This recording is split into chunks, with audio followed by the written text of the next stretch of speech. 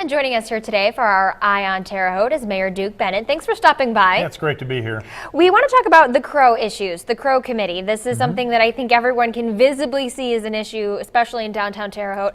What's a way that anyone can help out right now? Because it's still going on. Yeah, we just need some more volunteers, and we use city staff to do as much as we can.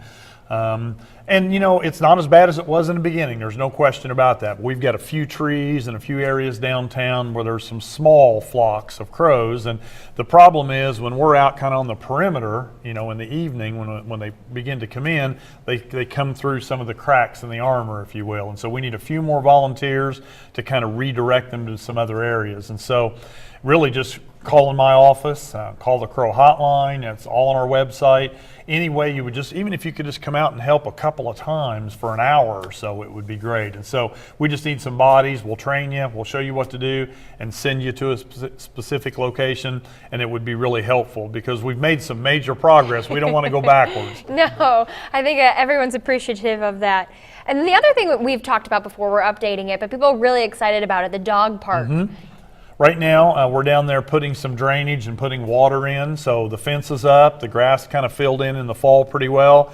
As soon as the weather warms up and we get this part of the construction work done, a new sidewalk put in, then we'll beginning to put some of the amenities in there. And so we're still planning on hopefully about a May or so ribbon cutting and opening, and we're on target for that. Do we have any set as to if people have to have proof of a tag or have to have a leash? Are there any requirements set yet? There'll be some requirements. The park board will kind of address that right towards the end, so we'll come out with the rules. They're not going to be stringent, but everybody has to play by those rules so that we know that it's a safe environment. But we'll come out with that probably in the April or early May time frame. Okay, sounds good. And then the other thing is we've been waiting on a plan for about almost 2 years now for the Sugar Creek scrap metal deal. What's going on with that? Well, we're down there right now cleaning a lot of that material out. You know, the EPA worked on that site to remove some of the hazardous materials and finish that work. And then the next step was to go in and clean up a lot of the other junk. There's vehicles down there, tires, just a variety of things. And so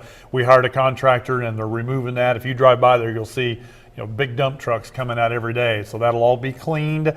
Hopefully in the next few months they'll complete that work. Our trail that goes along the river there will be kind of finished to that section, and then we'll start work on a floatable control structure in there for our overflows that go into the river that'll be on that site. So it's slowly getting to where we need to finish the construction, basically. Take a little time. Now I know it was quite a hefty price tag, but the city is not going to have to pay a dime. How's that? No, we just, there's some federal funds that get tied with that. Of course, our construction parts of it we'll pay for through our bond that we took out, but the rest of this is all covered. And it's just kind of the way that cleanup process goes. And as long as you got the EPA involved, then there's always an opportunity for that, one, for them to pay for it, but two, to go back and retrieve money from previous owners. And so they'll work that all out. We just got to get it cleaned up. Okay, and kicking into the new year for 2015, people are wondering, okay, where does the city stand economics?